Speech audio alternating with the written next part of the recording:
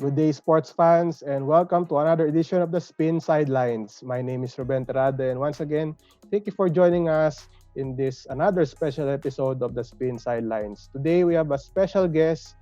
He's a PBA legend. He played for San Miguel in the PBA during the 90s and the 2000s. One of the greatest players to have played in the league. Ladies and gentlemen, Mr. Danny Siegel. Sir Danny, welcome and thanks for joining us here in our episode. Hi, Ruben. Thanks for having me. Yeah, first of all, before we talk about your storied PBA career, let's talk about what you've been doing so far during this quarantine. How's quarantine so far for you? Well, I'm just following orders right now, just waiting it out and see how, things materialize and just waiting for the world to come back to, the norm. Yeah. And of course, I heard you had plans to go abroad, maybe take a vacation. Could you tell us a little bit more of what you were supposed to do before the pandemic hit? Yeah, actually, this was, I was planning to, this was my travel year. I haven't had a break for a long time, and I had plans to go to Europe, and then I had plans to go to the U.S., but all that got put on hold because of this pandemic. All right. Before we talk about your playing career, just want to ask about you being part of the Salle Green Archers program last year. Could you discuss how was the experience of handling the Salle team, and could you tell us more? What was your role there in the team? Yeah, it was a great experience. At first, LaSalle and boss ECJ asked me to, help with the program, consult for the program. And then eventually, I was tasked to, run the program.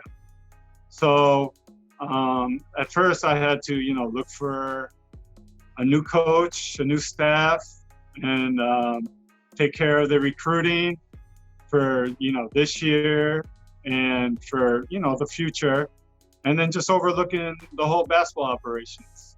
How was the experience of doing that, looking for a coach and looking for players? It was difficult. It was challenging, and it was a lot of fun though.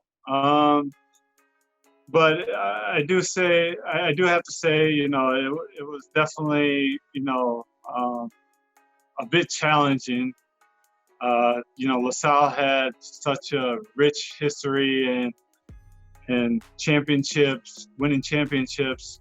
So, I wanted to make sure, I did my best, and, we tried. We gave it our all. Of course, you almost came close to reaching the Final Four. Is that correct?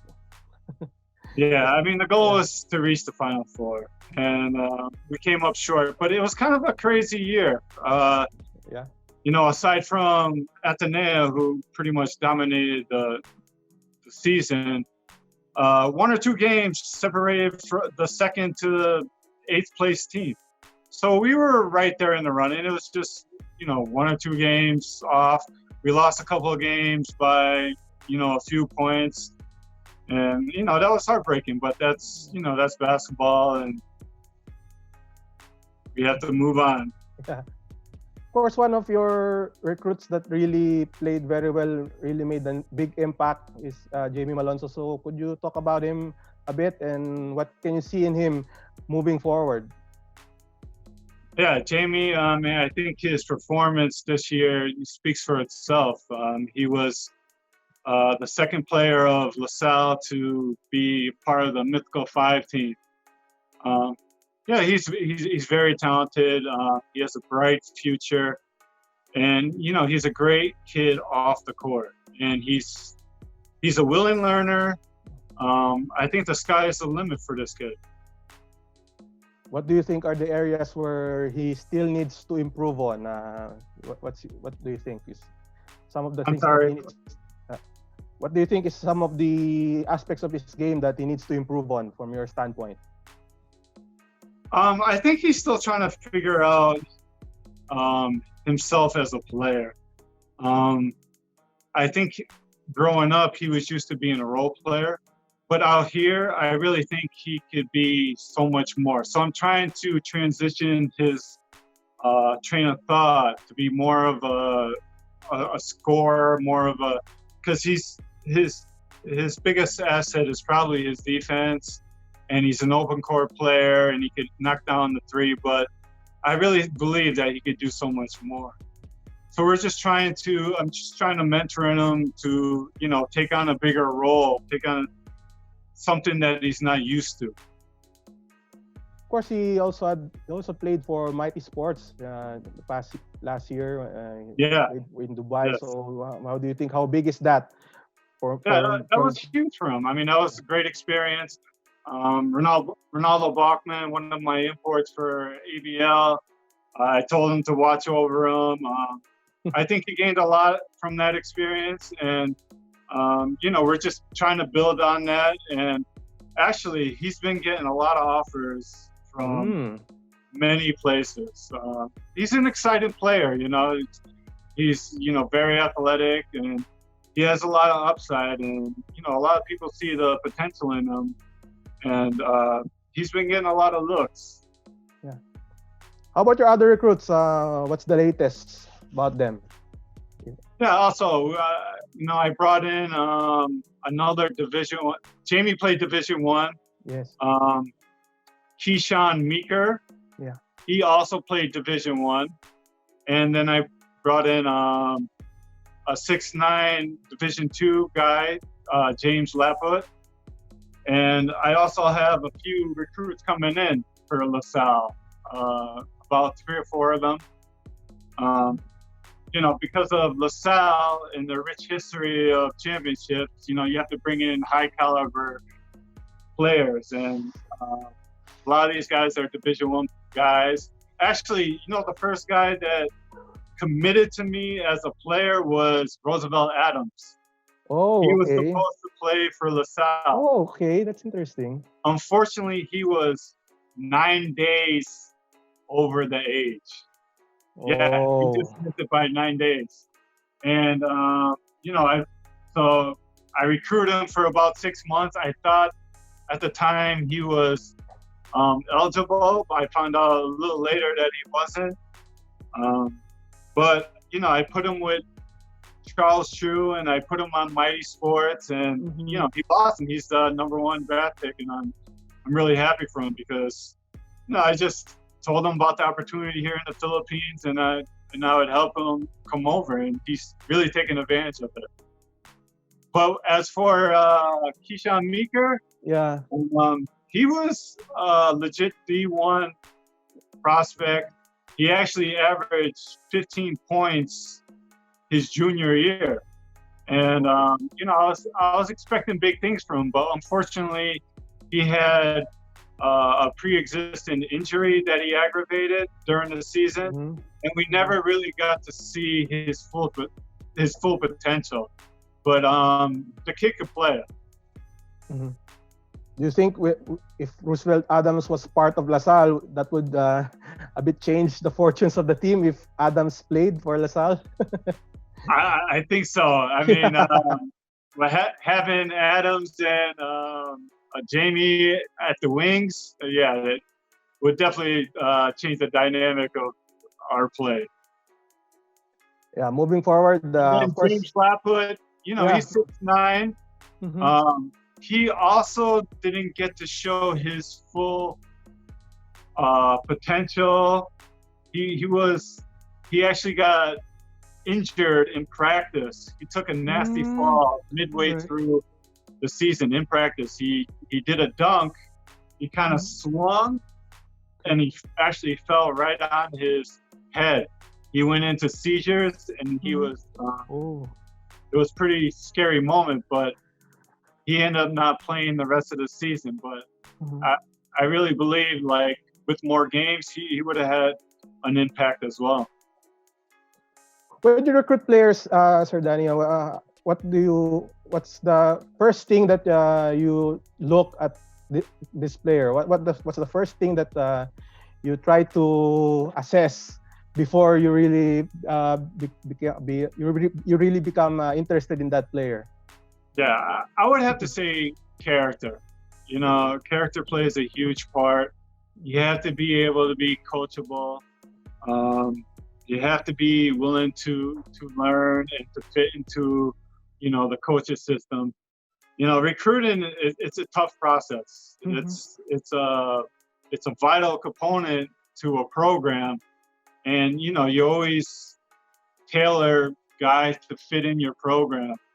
But it's tough because you have to, you know, gain the trust of the parents. They're actually entrusting you to the future of their kids. So you know, it's a very difficult, a lot of effort in that process, but it's really building relationships where you're comfortable about bringing him into the program and putting them in a good situation also.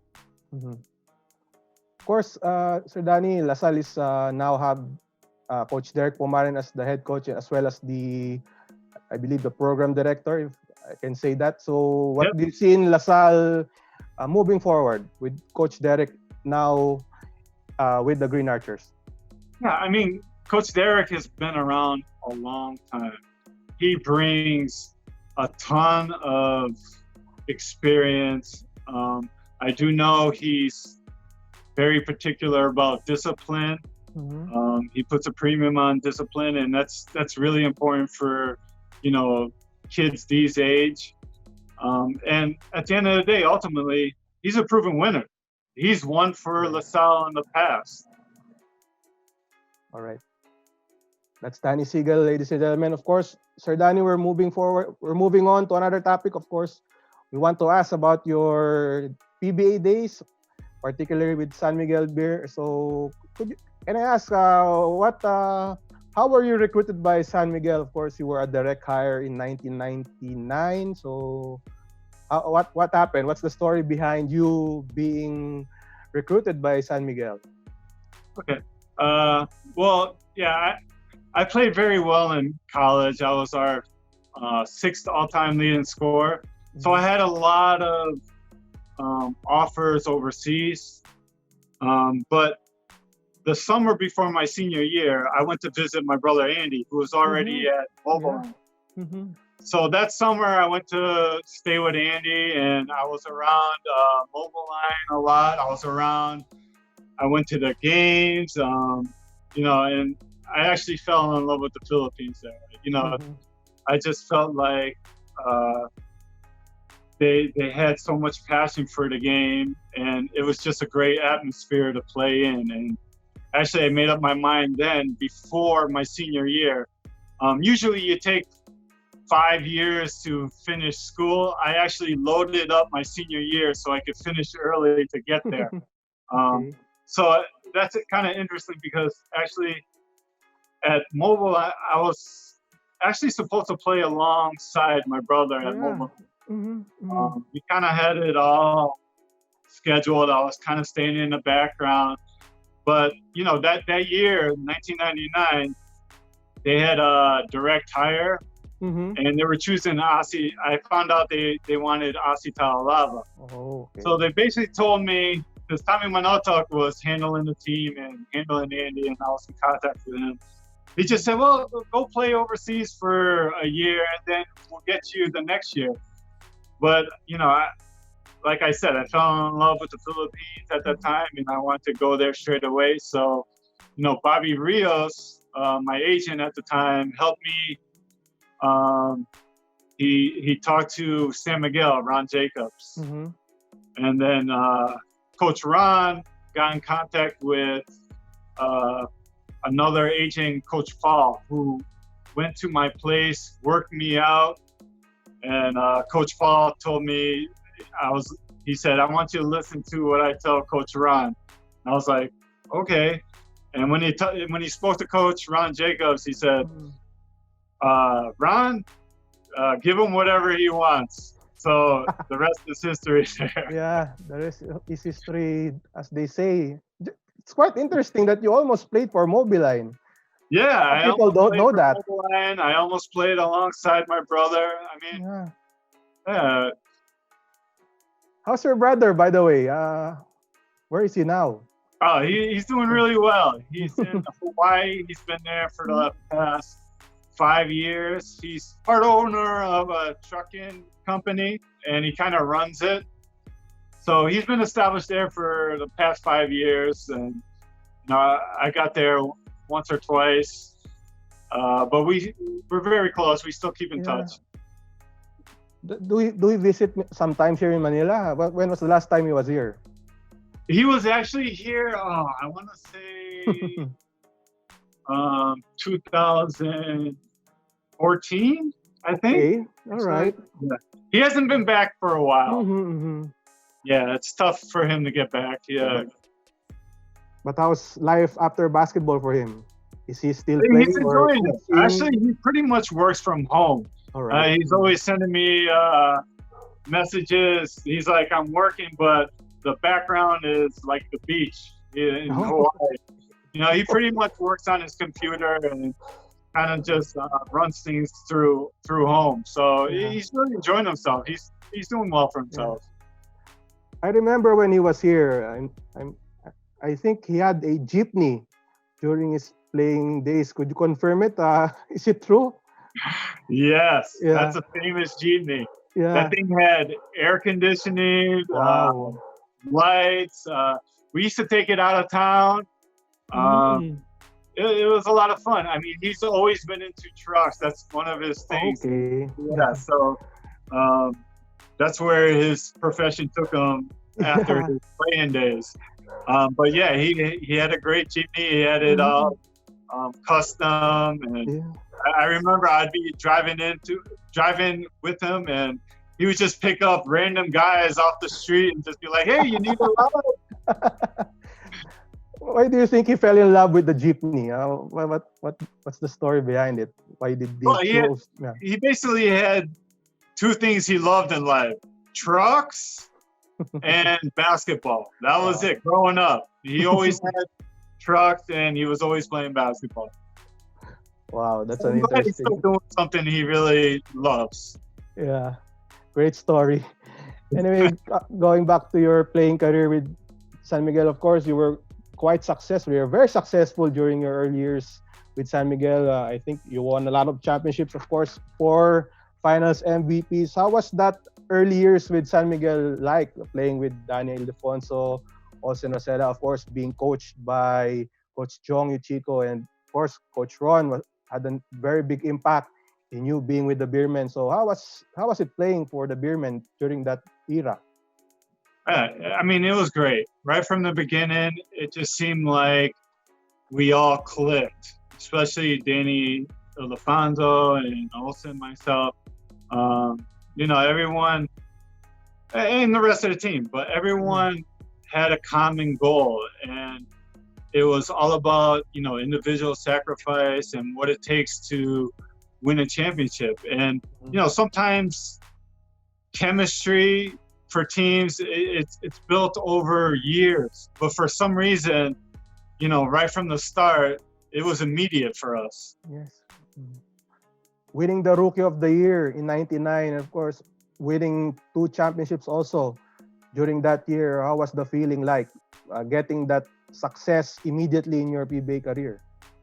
Yeah, I mean, looking back, my rookie year, that was the time when they had, direct hire, and there was a lot of competition. So it was a huge accomplishment for me. You had Asi Talava, you had Eric Mink, I don't know if you remember these guys: Al Segovia, Ralph Parker, Donna Yato, Sonny Alvarado. I mean, it was pretty much arguably, one of the best rookie classes in the PBA. So, to win it was, definitely a big honor. And then, of course, you played alongside a few imports who have made a name for themselves here in the Philippines, particularly Lamont Strotters. He's still a legend here. How was playing with Lamont Strotters? It was great. It was a great experience. Um, I've never met anyone that was as competitive as him as an import. I mean, usually imports, they know they have the talent and they're good and they don't take practice seriously. Not him. Every day he was competing every day, and it made the team better.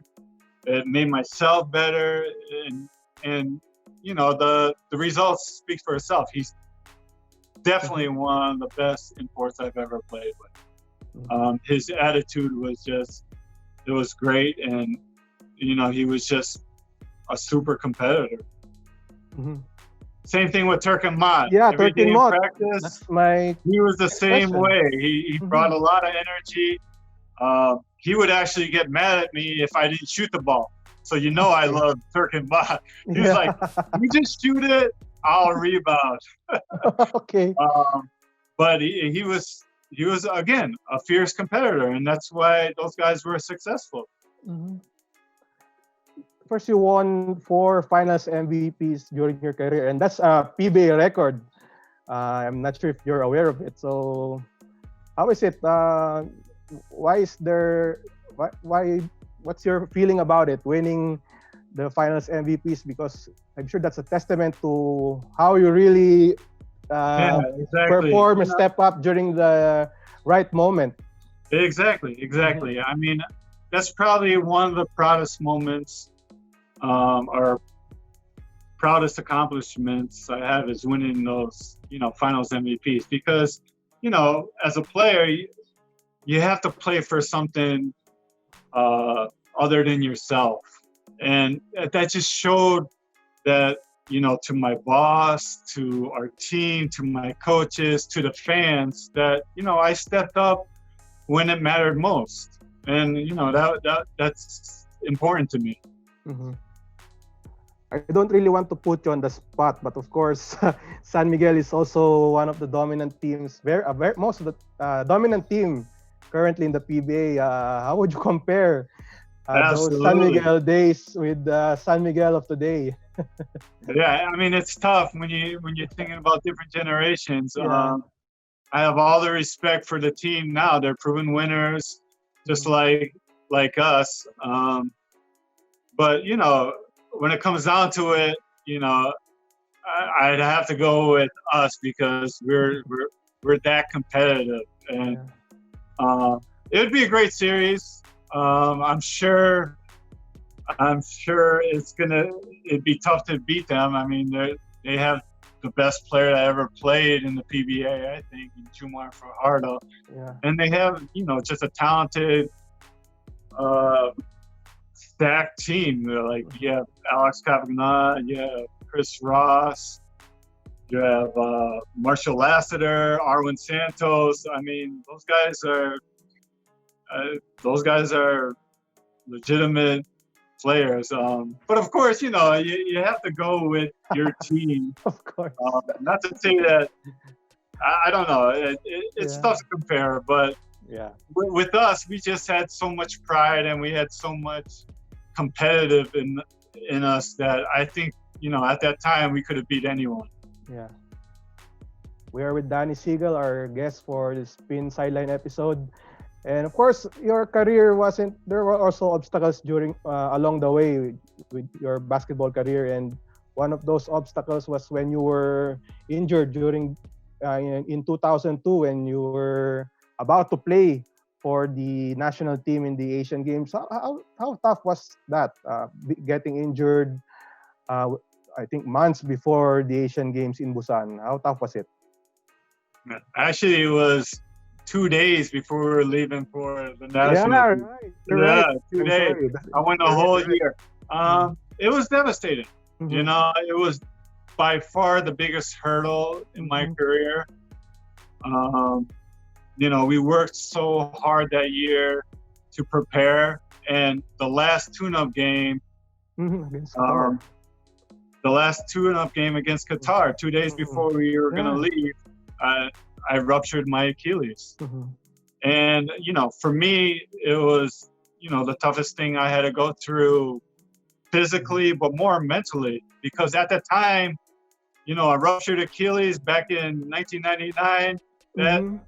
a lot of people were saying that was, you know, a career-threatening injury.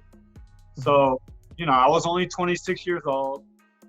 I had a good start off Yeah. in my career, and you know, to have that, to have people say that, you know, your career might be over, it was kind of tough. Mm-hmm. But I was very lucky that I was playing for San Miguel, an Mm-hmm. owner that really cared about his players.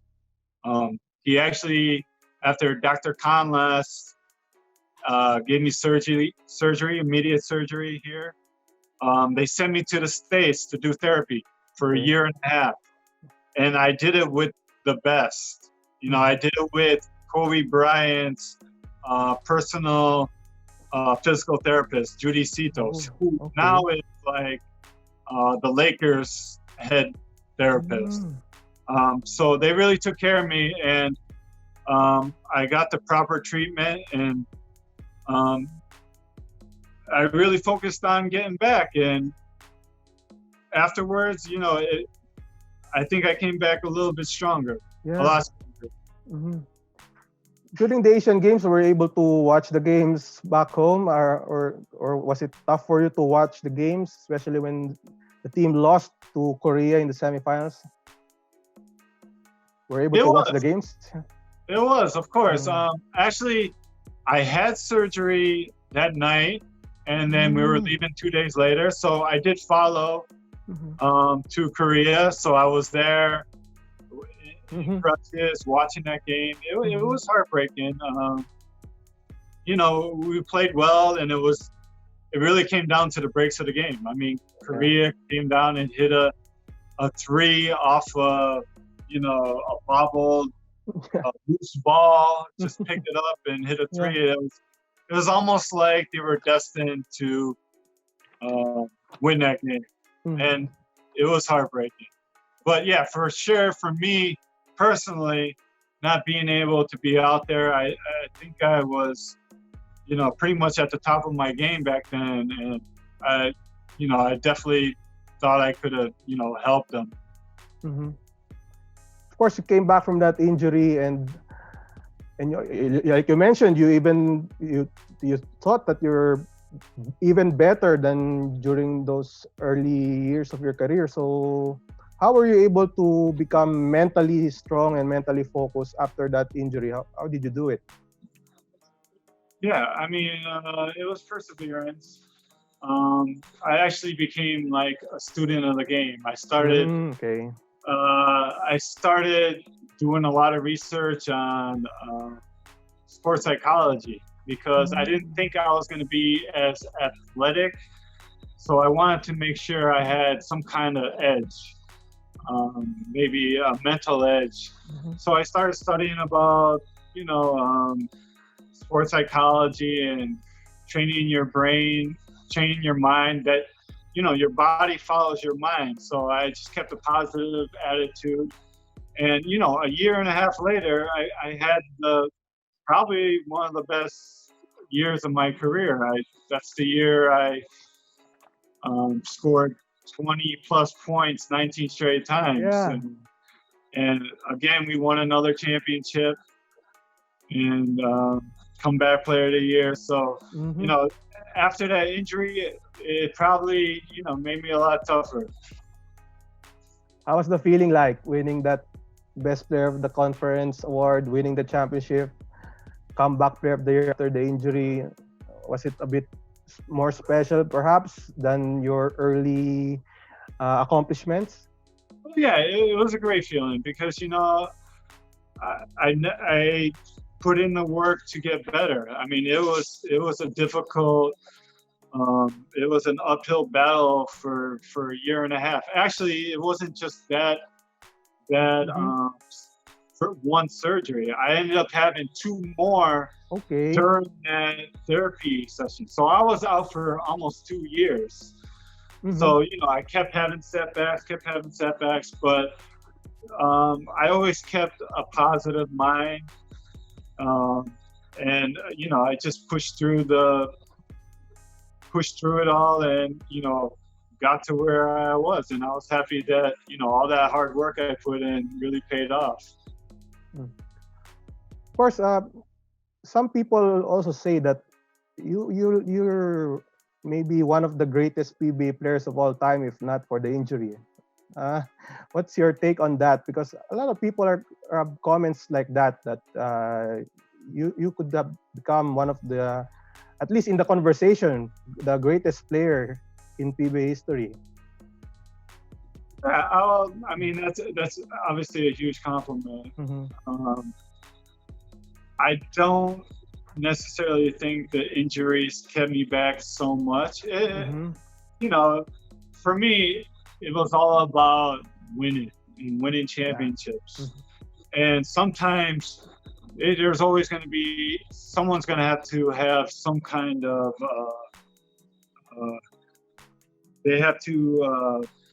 some people have to take self-sacrifices, for the good of the team, or take on a different role. My role might have been different earlier in my career than later.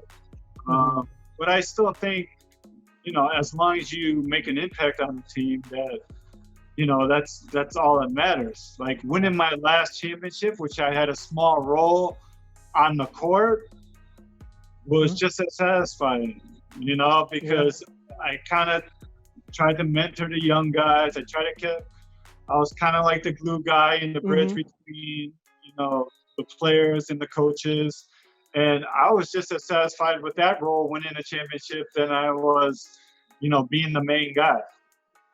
Yeah. I want to ask also about the final years of your PBA career. Of course, you played for Talk and Text, and you touched on being a mentor to the guys. How were you able to accept that kind of role? And how was the experience playing for TNT? Yeah, I learned at an early age that, in order for a championship team, you got to have everyone's got to know their roles, and everyone's role is just as important as the next. So when I was with TNT, I had no problems with, being the guy, backing up Ronadell and coming in for a few minutes, but also, challenging them in practice, mentoring these guys, helping the coaches, having that bridge. So, it was rewarding to me. I had fun doing it. Of course, you had a great career in the PBA. Then what made you decide to retire? Was it a tough decision for you to retire? It was. It was. Actually, I was already 41 at the time, I believe. 41. The mind was willing, but the body, it was a little tougher. Yeah. But I probably could have grinded it out for a few years. But I've been playing for 19 years, so it was time to step away, and I was okay with it. Yeah. I'm just curious, after you retired from the game of basketball, you were still in the news because you were being mentioned as one of the candidates for being the next PBA commissioner. So, which was kind of surprising to some. So, what is the story behind that? You being considered as one of the possible replacement for, I believe that's Mr. Chito Salud. So, what was the story behind that? Yeah, actually, when I was still playing for Talking Text, and I was, still figuring out if I want to play another year or so, I was just asked for an interview for the commissionership, and one interview led to another, and I ended up on the short list. But like right now, I think Commissioner William Marshall is doing a fantastic job there. He's well liked, and I really think he's going to be there for a long time. Basketball is my passion, and at that time, I've always been a willing learner, and I catch on things pretty quickly, and I would have definitely put a lot of effort into it. Commissioner Willie is doing a good job for them, and I really believe he's going to be there for some time now. Yeah. Of course, after your playing career, you coach. You're part of the coaching staff of Ala Pilipinas. How was the experience being part of that special group with Coach Jimmy, of course, Justin Brownlee, Bobby Ray Parks, and Ronaldo Bachman? How special was that team?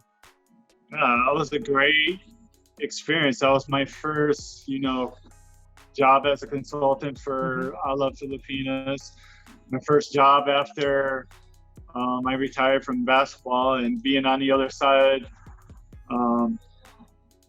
working with Jimmy Alapag and helping to bring this, to form a team and win a championship in our first year. It was pretty special.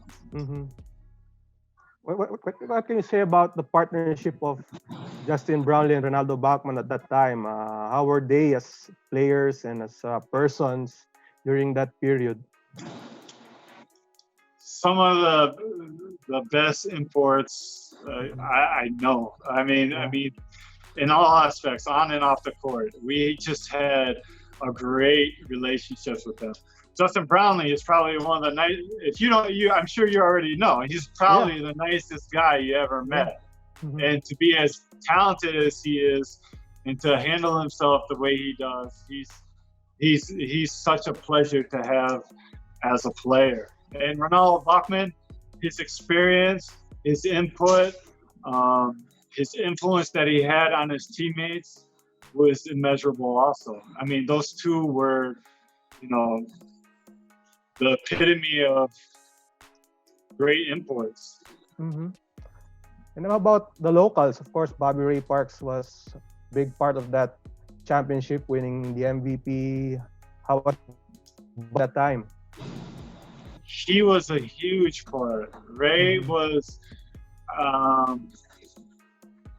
Ray, I think, is misunderstood. Okay.